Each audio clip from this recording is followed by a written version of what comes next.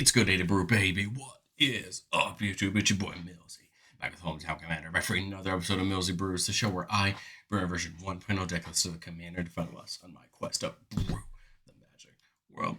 You know the motto, baby. It's ABB, always be brewing, and that's what we're back to do today. The deck list is going to be down in the description for you below. So I'd really appreciate it if you could interact with the video, like, comment, subscribe. Consider checking out the links down in the description. I'd appreciate it so much. Today, we are taking a look at the Gitrog Ravenous Ride. This may not be the Gitrog that everybody wants to see covered. He's coming next week. Need a little bit of extra time with that list to make it right. But I wanted to make sure I covered, well, all of the Gitrogs we have access to, since I love Gitrog so much. And I thought it was right to take a look at the Gitrog, because even though he was on OTJ for a little bit, his heart belongs to Innistrad, and that's where we will see him. But I like this Gitrog because I think it's really interesting, and it makes for a fun kind of landfall commander. 5 mana, 6/5 Frog Horror Mount with Trample and Haste. Whenever the Gitrog deals common damage to a player, you get sacrifice a creature that's saddled it this turn. If you do, draw X, and you can put up to X land cards from your hand on the battlefield tapped, where X is that sacrifice creature's power, and we saddle 1. The Gitrog is a ton of fun because it's already a great body on its own. But once you start saddling it with big creatures, you can get a bunch of landfall drops at once. And that's really what we want the deck to do. Get some of these powerful land drops, landfall abilities in. So if we drop 5 or 6 lands in taps, we can have all those triggers hit the stack and get real value. We can also use some of Green's abilities to affect combat to make Gitrog hit even harder. I mean, it's a 6/5, and it could be pretty easy to get it up to 10 or 12 or 14, becoming a real threat to our opponents. The Gitrog doesn't have to be saddled, but we do want to saddle it as much as possible, because then we're going to get its ability. And then we'll talk about how we can try to get our saddlers back, because we have to sacrifice them, right? We want to make sure that we can have enough of them to make sure Gitrog hits as we just scream our way up that curve, right, of lands to be able to just get big mana. So, right, what are we going to use to saddle up Gitrog? Well, there's a lot of ways we could take a look at this. I think the first examples are creatures that are stars, right, where stars the number of lands you control or something like that, because they just get better in the late game, but they're not bad in the early game. I mean, obviously something like a Shia, you kind of want to round a little bit more than to sacrifice it, but things like Beanstalk Giant is pretty good. There's also the pair of Daemogoth Titan and Daemogoth Woe Eater from Strixhaven that cost cheap, but they do require something every turn or to do something with them. Well, this is nice because then we can use them for great cheap saddlers, both of them being 4 mana for Gitrog. One doing 11, one doing 7 is huge. And then the Woe Eater gives the bonus of whenever you sacrifice it, each opponent has to pitch 1, you draw 1 and gain 2. So that's great, right? Because that's already what we're trying to do. You have something like Ghalta, which is probably just going to come down for like 2 mana and saddle for 12. I mean, Ghalta is obviously an attacker we want, and that's why we talk about the recursion later. But the truth is, if we can take a turn where you hit draw 12, potentially put 7 or 8 lands down, I mean, that's a win, even though you gave up Ghalta for that. Old Man Willow, another star where star's the number of lands you control. So again, better and better as the game goes on. Fight a Titan feels like a perfect combo for Gitrog. Whenever it dies, you return it to the battlefield tapped under its owner's control at the beginning of their next upkeep. Well, this may look odd, right? Because it isn't going to go off every turn, right? Because it comes in tapped at the beginning of the upkeep, which is already untapped after untap. So it's not going to untap, but I mean, you get it back, and then you can use it on a future turn. I think it's great that it brings us up back. We don't have to naturally recur it. Psychosis Crawler for the number of cards in our hand is great, right? Because then, if we have a huge hand size, Crawler is going to be a great saddler for Gitrog. Railway Brawler is going to double up all the powers of creatures coming in, giving them counters. A great thing for both Gitrog, if we could get it done before Gitrog, or just in the future, meaning that any creature could be an even better saddler, right? Because it's coming in with even more power. Rotting Registrar, 3 mana, 7/6. That beginning of our upkeep, we have to pitch a card. Well, not a great thing to saddle with. Of course, we got to play the original Gitrog. It can allow us to play some extra lands, and it's not a bad body. 6 is a pretty good number, I think, for Gitrog to draw and put down, and allows us to care about some of the other things that we have access to in the deck. Overwhelmed Hydra, another star, where stars number lands, but actually comes in and ramps. So that's pretty cool as well. And then, of course, I think it would be dumb to not include the Yargles, both Yargle as a 9/3 and then Yargle Multani as an 18/6. I think if there's a world where you could saddle once with Yargle Multani, I mean, you're probably set for the rest of the game on lands. It'd be pretty hard to draw almost 20, right? And not hit a ton of lands for you to put down. And the nice part is, although they're kind of expensive on cost, remember that creature doesn't have to have haste to saddle, so they're going to be able to saddle the turn they come in, or the turn we reanimate them and bring them back, so that we can saddle up with them again.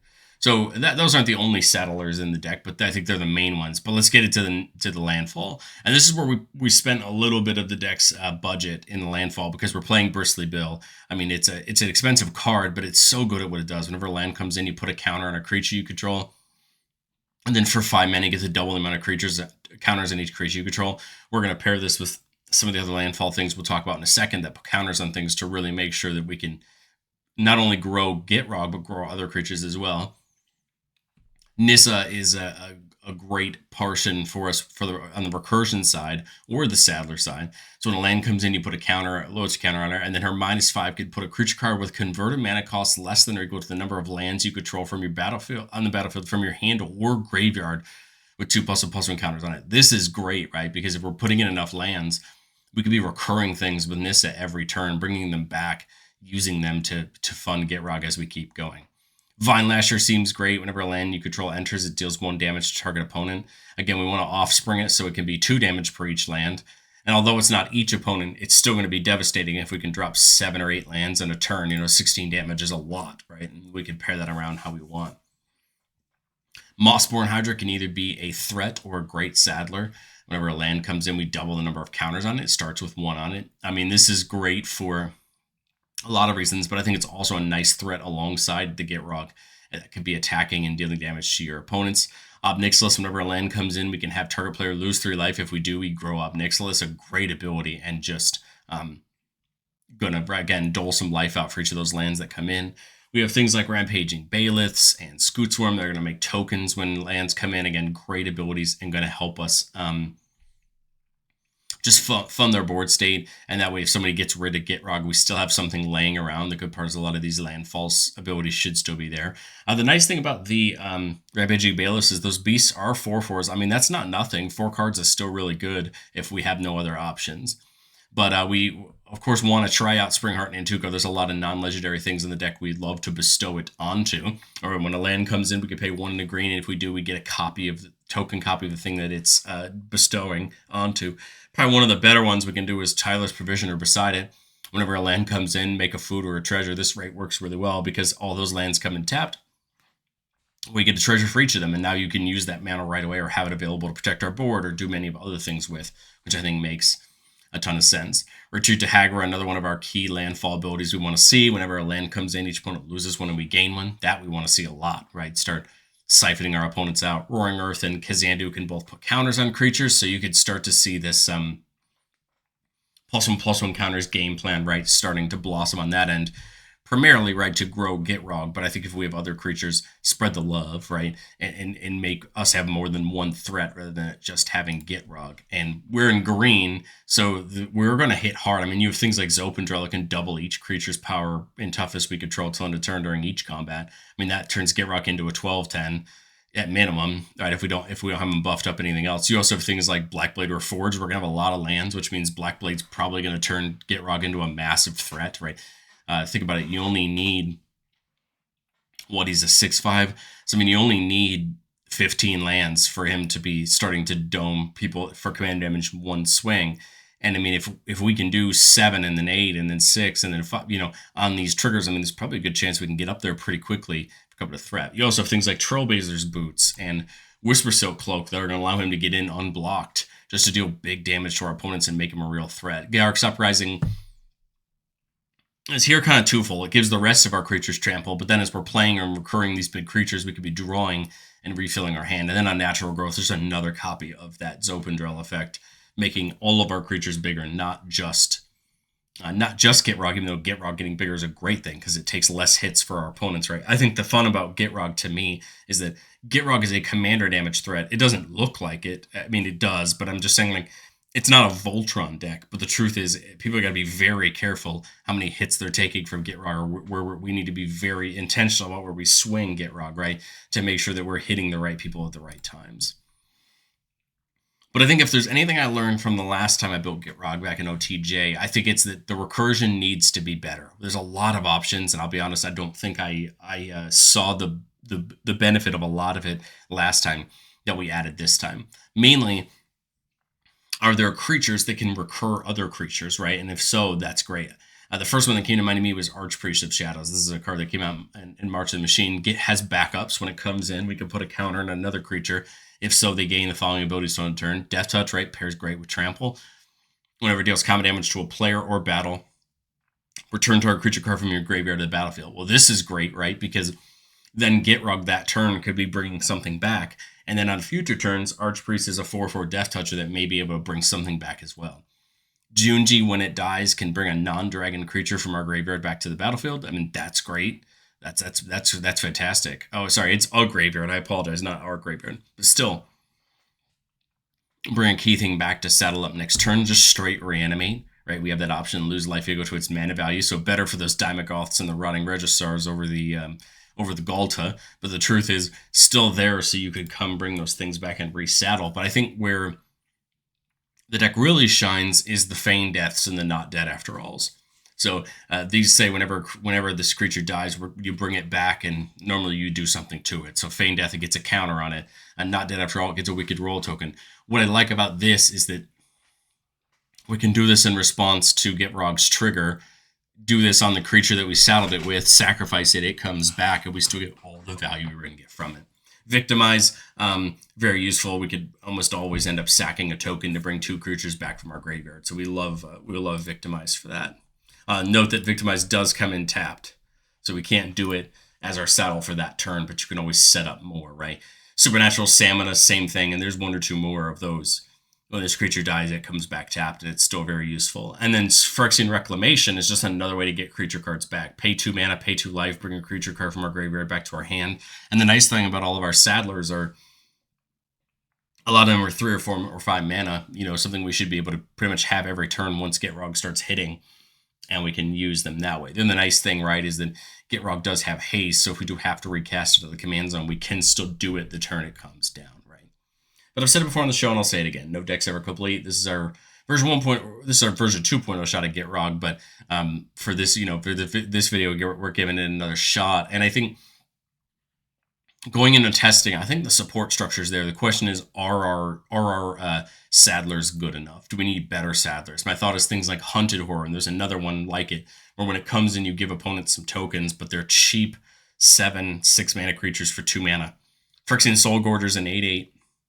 For 3 mana that you have to sacrifice a creature to keep it around, but you don't care. You're just going to saddle it immediately to get Gitrog and just get it out of there, right? You don't really care about that. And then on the top end, Vaultborn Tyrant may look odd, but the truth is, whenever it or another creature power fortigator comes in, we gain 3 life and draw a card. And then whenever Vaultborn Tyrant dies, we bring it back, except it's a token copy of it. So it itself can even be 2 saddles just on its own. Not only that, but you're gaining life and drawing cards whenever your big creatures are coming in. So the only problem with Vaultborn is it's just its actual price for the card, but I think it works really well if we want to up our budget just that slight amount. But let's do what we do best on the channel, and let's get into our playtests. Our first one, keep it a 3-lander with Springheart and Tuco, Roaring Earth, Putrefy for some removal, and Soul Ring. We love Soul Ring. Obviously, seeing Soul Ring turn 1 is always great because you could start building up your board, right? We're just, 1 turn off Gitrog, so the question is, can we do anything this turn to set up best? I guess Roaring Earth. I don't really have any use for that other 2 mana, do I? Okay. So then here, AOZ is fantastic. That's a fantastic way to get look at the future, but I think I just play Gitrog at attack. I mean, it's better when saddled, right? But it's still a 6/5. We can get moving, right? Just nothing to saddle this turn. Turn 4, we're one green mana away from AOZ, so I think it makes more sense to play that Haunted Mire in tapped. Put that counter on Gitrog. Again, I could wait. So my thought here is, I could bestow the Springheart Nantuko onto Avenger of Zendikar, getting a bunch of them, getting another one probably, but it's going to be a little bit awkward with Gitrog, since I'm going to want to sacrifice it immediately. So that's something we'll have to figure out. But again, Gitrog could attack this turn, get in. I think I could also just do Nantuko, and then that way I just get an insect every time a land comes in and still build a board state. I guess there's probably there. I'm gonna play it. I'm sure I'm gonna regret it in a turn when we draw something that I could bestow. Not there. Galta's legendary, but now we just play Avenger of Zendikar. We're gonna make 5 plants off of the Avenger of Zendikar, and then go ahead and saddle Gitrog. Sorry, when that comes in, we'll put the counter on Gitrog, and then we'll get that insect from Nantuko. But we'll saddle it up and attack, sacrifice the Avenger Zendikar to draw 5, and then we get to put up to 5 lands from our hand onto the battlefield. We'll do 2 there, making me 2 more insects, 2 more counters on Gitrog. Remember that AOZ is gone, so it's not going to see its landfall ability just yet. But remember, right now we have something like Archpriest of Shadows, which can bring that AOZ back, right? So we're still in good shape. I mean, this next turn, we have enough mana to Archpriest plus Galta, right? So we have plenty of mana laying around for us to do. Old Man Willow, right, is a 7 right now, so it's not a bad saddle threat. My thought here is 5, 6, 7, 8, 9. Archpriest, give Gitrog the backup, and then I'm thinking Old Man Willow. Old Man Willow is what I'm going to use to saddle this turn. But Archpriest on a future turn will be helpful. But the point is now, right, Gitrog has that ability. We would saddle it with the Old Man Willow, remember, right now, which is a 7. Gitrog's an 11-10 hit, sacrifice. Now, when we hit, we will do Archpriest's trigger first to bring AOZ back, making bunch more plants, right? And then we draw 7, right, with that trigger. Put as many as we want down. 1, 2 is all I see. All those plants are getting 2 counters on them because of Avenger of Zendikar. I'll put a counter there. I guess a counter there. Just soup up that a little bit. And then, right, you're making...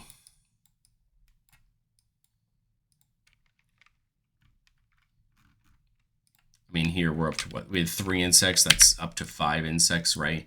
And then all these are just getting, right, 2 counters on them because of the lands. And now, I mean, if we survive the turn back to us, this is going to be brutal. We've got the plants. We have things like Kodama's Reach and Farseek this turn that we could do to just get more lands and make these even bigger. I think this turn we probably just play like the Fight a Titan. So like 1, 2, 3, 4, 5, 6. And then 5. So we would have enough to go Phyto Titan to do the saddle, and then play Farseek and Kodama's Reach, get a couple lands down, soup the plants up, and get in for a big attack. So that worked out really well for us, seeing the Archpriest and that Avenger of Zendikar together. Let's go to playtest number 2. Keeping a 4-lander with Kodama's Reach, Not Dead After All, and Feign Death. So we see a couple of them there in the same hand. And there's the Vine Lasher. Not too bad. We, of course, don't want to play it just yet, and there's AOZ again. I don't know that I want to run it out here just yet. I mean, obviously, you want to do it when you have 3 mana for the Offspring cost, of course. Here's the awkward one. I want a Kodama's Reach here to get to 5 for Gitrog, but unfortunately, we're just going to be, I think, a turn or so behind on that Mossborn Hydra. But we'll do that. And then we come into turn 4 with enough mana to go ahead and Gitrog. I think we just get it down and get it moving. Attack this turn. There's kind of no reason not to. Next turn, I think we could set up a Vine Lasher. Can we do this? So we go to the next turn, right? Oh, Nixless is pretty great, too. Because I don't really want to use Vine Lasher to saddle Gitrog, right? And we still got probably a good turn before that all becomes relevant. I think maybe it's what? Mossborn, play a land, so this has 1 counter on it, so it gets 2. And then just go ahead and offspring the Vine Lasher. I think my gut tells me it's better to put the counter on here than it is to get the 2 life, at least this turn.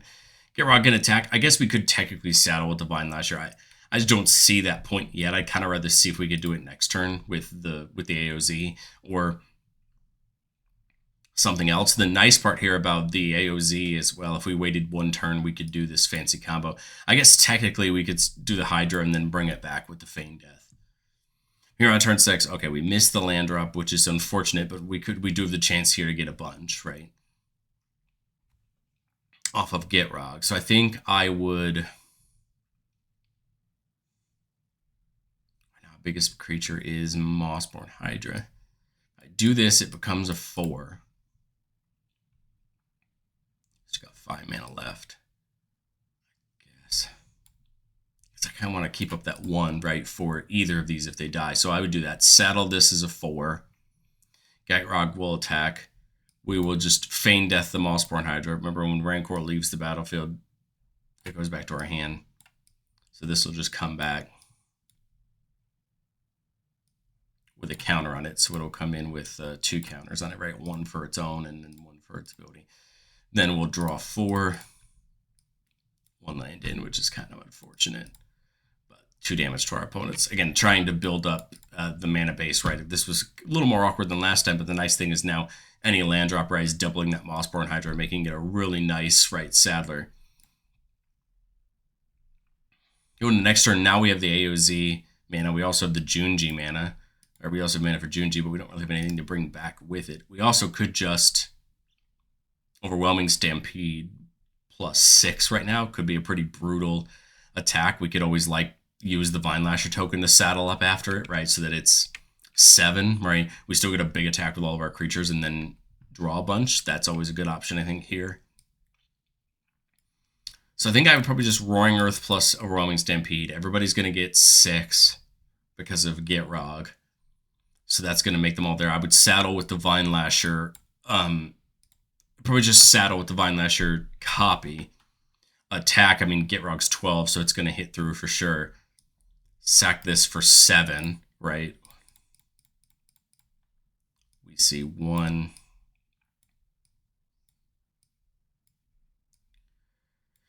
So we see 5. That's 5 counters to get put on and 5 times to double the Hydra. I think I'd probably just, do that. Now this is bonkers. 4 to 8, 8 to 16, 16 to 32, 32 to 64.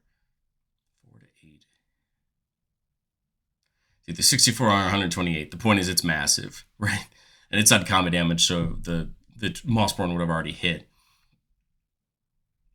And now we're in a perfect shape. Look how much mana we have, and now we've got plenty of things in our hand to have some fun, on a future turn. And we have the Not Dead after all to still get something back if we want to sack it again. Good board state. Would have loved to have seen that higher power a turn or 2 sooner, but that's what happens in playtesting, right? As you're figuring out your lines in the deck, that's what we need to see in testing. Let's go to playtest number 3, keeping a 5-lander with Rotting Regisaur and then Ovenwald Hydra. So a great Saddler that is also going to go get us a land when it comes in. Turn 1, we see Archpriest, so again, great to bring things back.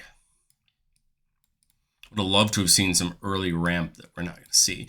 See, I could run the Regisaur out here, but I don't think it really makes sense because we're just going to have to start pitching cards to it. I kind of really don't want to do that. I would really rather wait till we don't have to pitch as many if possible. Like, my thought is play it here, right? So that on our next turn,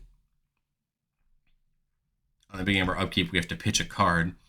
Well, I can get something back. I think I would just pitch the Crawler. Then I would play my land, get Gitrog, saddle it with the Regisaur, go in, attack, sack the Regisaur, so that way we don't have to do that again. 7, seeing 1, 2, 3, 4. So although no landfall triggers down, now we're flushed with mana right on turn 5. That's why these cheap early ones are so good. Because then here, right, on turn 6, we want to try to get a good Saddler down. 9 mana. I love the idea of something like Goreclaw because it can bring things down cheaper, right? So this with Goreclaw would be 4 because the star would be it would see all of our lands in our hand. So if we go 4, and we do still have enough for the stamina. So my thought is Goreclaw, Hydra. The Hydra's going to go look our library for a land card. Not even a basic land. It can go be anything. I guess Castle Lockdown. The answer would really be probably if we were playing a higher budget version of the deck, the answer would probably be Field of the Dead. But that's okay. We'll just do that. This is a 5, 6, 7, 8, 9. This is a 10-10 right now. That's going to be our thing we're going to saddle up with. Go to combat attack with that. We could not dead after all if we want to. But I don't know that we need to. Or we could supernatural stamina if we want to. I don't know if we necessarily need to, though.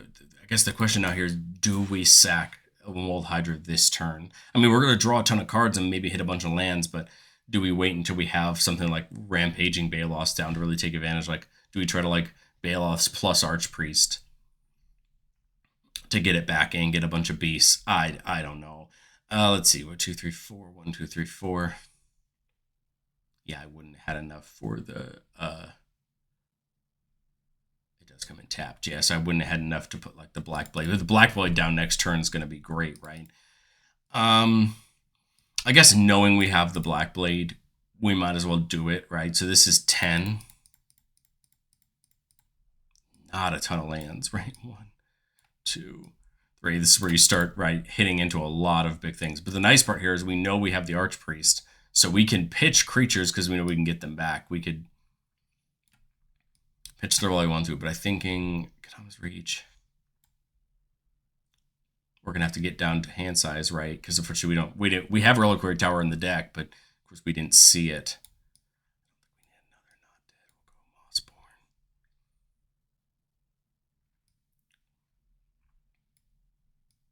I mean, Stampede may even have been better that turn, or you know, with not doing Overwhelmed Hydra, that could have been the other line, right? Wait and then just or only Stampede on their turn. We also could bring this down for 2. Pay the 3 to equip it, and then Stampede, and both Goreclaw and that are huge threats, right? But I'd rather save Reanimate.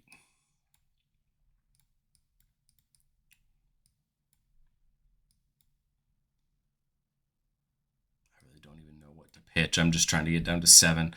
The truth is, I think it's not going to matter too much in the grand scheme of things. So you go to the next turn, right? My thought here is equip the Black Blade. So now, I mean, Gitrog is probably knocking someone out if they haven't been knocked out already. We've got 1, 4, 5, 6, 7, 8 mana left. My thought is Bailiffs.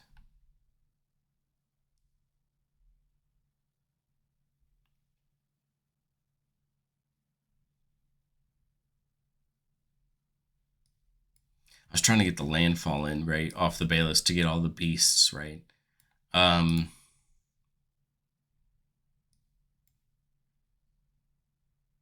got something down for 3. I could Overwhelming Stampede.